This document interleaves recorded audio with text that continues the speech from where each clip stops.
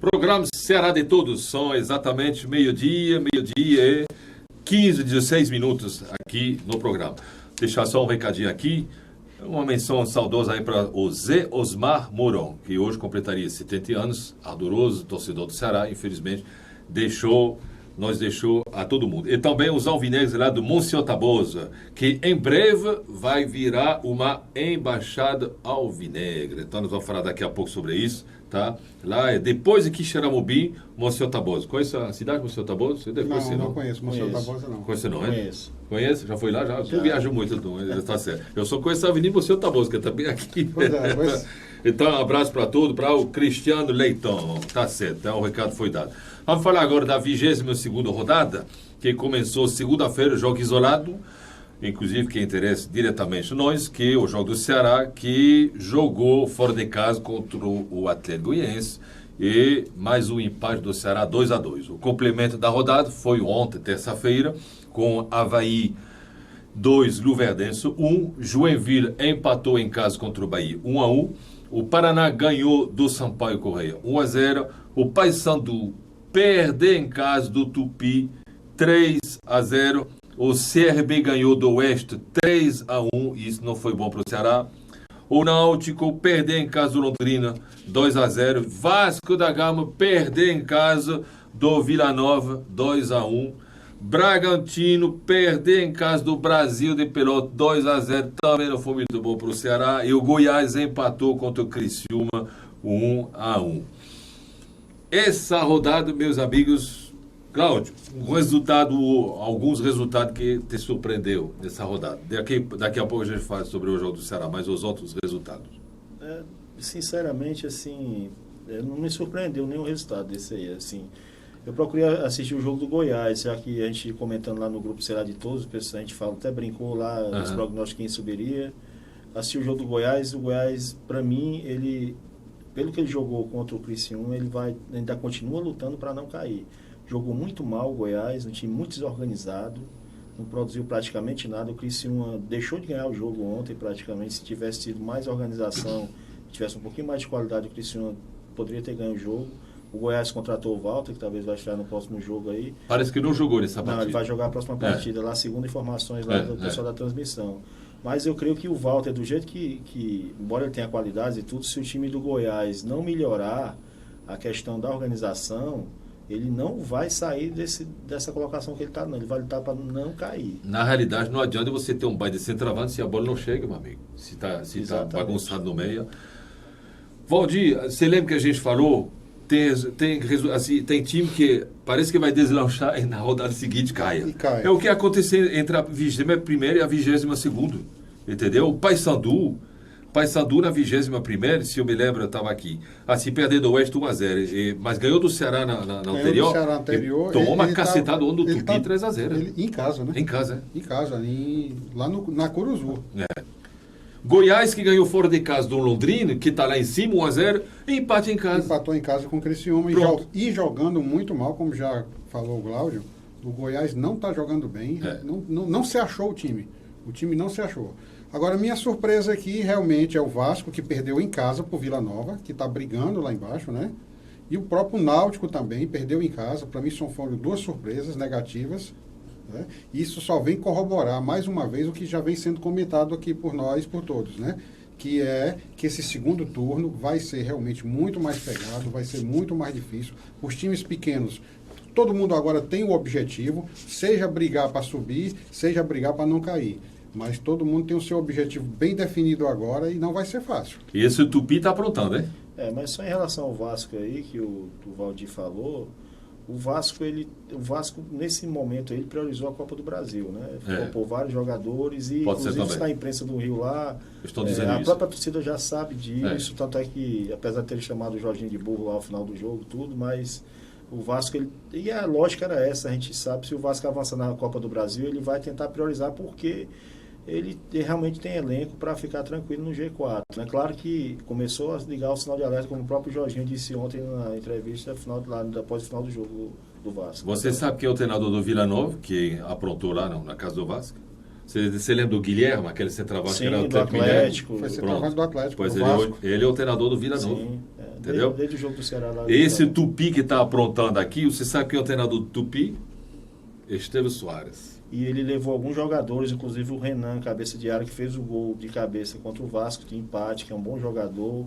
Reforçou o Tupi também, que eu acho que vai dar um trabalhinho aí, brigar também. Tá dando para não cair, tá dando para não cair, com certeza. Então, com esses resultados, meus amigos, Vasco está com 41 pontos, segundo Atlético Goianiense, 38 pontos, terceiro CRB, 37 pontos e quarto Ceará, 37 pontos. E simplesmente em número de vitória, que o CRB está na frente. Quinto colocada, Brasil de Pelotas, 36 pontos. Ou seja, o Ceará está, agora o quinto colocado está a um ponto do quarto colocado, que é o Ceará. A gordura já não tem mais. Quinto, Londrina, 34 pontos. São dois times que vêm da Série C. Bahia, sétimo, 32 pontos, como a gente comentou, já está chegando. Náutico, 31 pontos. Náutico é aquela história. Vai, de repente, puf, toma uma pancada e freia. Vai, tomar pancada e freia.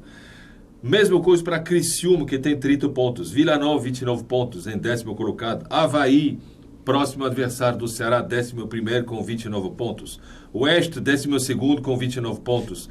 13º, Paraná, que para mim é uma decepção, também com 29 pontos. Luverdense, 14º com 28 pontos. Paysandu, rapaz, o Soldado Cavalcante voltar para lá, já tomou 2 pancadas já. 15º, 28 pontos. Goiás, primeiro fora da zona, 27 pontos. E aí vem a zona de rebaixamento, que eles têm 5 pontos de diferença. 17º, Tupi, 22. 18º, Joinville, 22. 19º, Bragantino, 21. E Sampaio Correia, 14 pontos fora. Eu acredito que o Sampaio, para mim, já está uma perna já dentro da Série C. Eu acho. Interessante aí que você vê os times que estão abaixo da tabela, brigando embaixo, são times que praticamente estão fazendo o que o Ceará fez ano passado. Desmanchou o elenco e está querendo montar o elenco durante a competição. O Sampaio fez isso, o Goiás fez isso, o Paysandu fez isso, né? Acho que o Joinville também fez isso. E o Joinville fez mais igual ainda ao Ceará, né? Na reta final contratou o Lisca, né? E aí trouxeram Marcelo Veiga do Bragantino, que esse aqui já é de casa. Flávio Araújo do Sampaio Correia, que também esse aqui é de casa. O Lisca doido está no Joinville. Então, esse aqui, a gente sabe que é aquele bombeiro, como se diz. E o Tupi Estevão Soares foi um pouco, eu diria, a surpresa, entendeu? Dessas contratações aí. O Reginaldo Cavalcante está no Paysandu. Júnior Rocha, o treinador amigo do Roberto Osório, um abraço para o Roberto, no Luverdense, está em 14º. Marcelo é um bom treinador, mas como a gente fala, o Paraná parece que ele vai engrenar. E de repente, puf.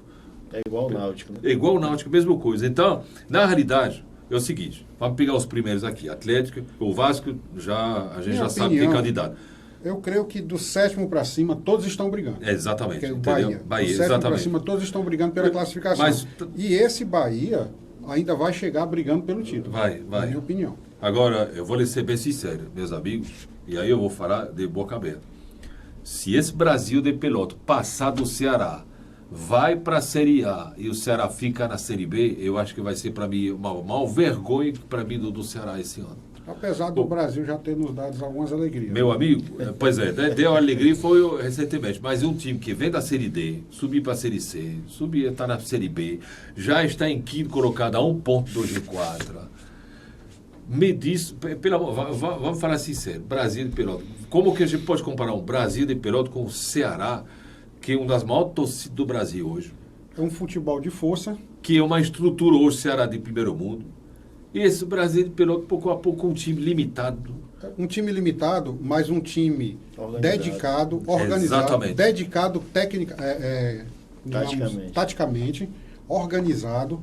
E é um time de futebol gaúcho, é um futebol de força, de organização, de entrega. Mas você vai a outra vertente aí também do Brasil e do próprio Londrina, que o Brasil, devido a ter vindo da Série C e não foi muito assediado lá, ele perdeu, manteve praticamente todo o elenco. Não sofreu desmanche. Ele tá, mas ele se reforçou as peças que ele precisava. Foi pontual. Exatamente. Né? E a questão é justamente isso. A estrutura ela ajuda muito, torcida ajuda muito. Agora, se você não tiver um elenco forte, ou se não tiver um elenco tão forte como é o caso do Brasil, mas ele tem um elenco que já joga junto há muito tempo, isso ajuda muito. E como o Dias falou, o Valdir falou, o Brasil ele é um time que joga estilo gaúcho, o jogo dele 2-0 é goleada, entendeu? 1-0 para ele goleada. Então é importante.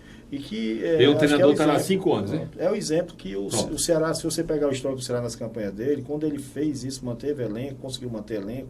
Na Copa do Nordeste ele fez isso quando foi campeão, e a gente sofreu o desmanche que quase culminou com a nossa queda em função disso. Então a diretoria tem que ter essa visão aí, não é só estrutura e torcida que realmente vai levar o time. Se fosse assim, os times grandes lá de São Paulo, Rio, não seriam campeões, obrigariam pelo título sempre, né? O que falta realmente também, o principal no Ceará, tirando a questão da estrutura e da torcida, é você manter um elenco, fazer uma base. Aí já fica aqui até o alerta, caso o Ceará suba para a Série A ano que vem, o Ceará tem que fazer uma base forte no estadual. Porque se for querer montar elenco depois, o Ceará vai lutar para não cair na Série A. É o que eu falo desde o início do campeonato. Quando você quer contratar, pelo amor de Deus, tem que ser no primeiro trimestre. Vá olhar nos campeonatos paulistas, tem Série A1, A2, A3. Vai buscar jogador lá, que os caras sabem jogar. Ninguém não vê juiz, Valdir. Me explique. O que falta é planejamento. Pronto, é um planejamento. Assim, o planejamento para o Campeonato Brasileiro 2017 já deve começar no Campeonato Brasileiro 2016. Já é para o Ceará fechar contratos, o conhecido pré-contrato, né? Já agora, para mim, não tem que começar no Campeonato Cearense, não. Tem que começar no Campeonato Brasileiro anterior, para que você já começar o Cearense com o seu time base formado e fazer apenas contratações pontuais. Olha que preocupa no segundo turno, a classificação somente do segundo turno. Bahia está em primeiro com 7 pontos, Goiás segundo com 7 pontos, Brasil de Pelotas 6 pontos, Londrina 6 pontos, tá? Não é por acaso que esses dois estão lá em cima. Avaí 6 pontos, que está se acordando. Próximo adversário daqui a pouco vai falar sobre isso.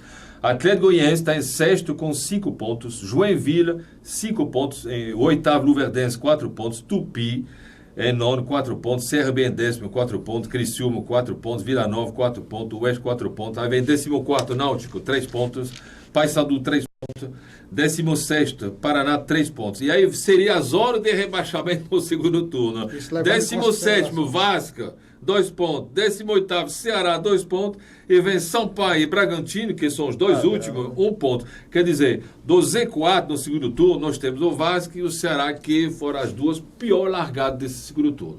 Então, em tese, nós estamos em 18º e vamos jogar com o 5º colocado no próximo jogo. Exatamente, no segundo, exatamente. E só complementando aqui, Brana, o que o Valdir falou, por exemplo, questão do planejamento, o Ceará jogou no primeiro semestre Copa do Nordeste e Campeonato Cearense. Você pega, vamos dar um exemplo aqui do Serginho, que todo mundo critica o Serginho. O Serginho já demonstrou na Copa do Nordeste e no Campeonato Cearense que não dava.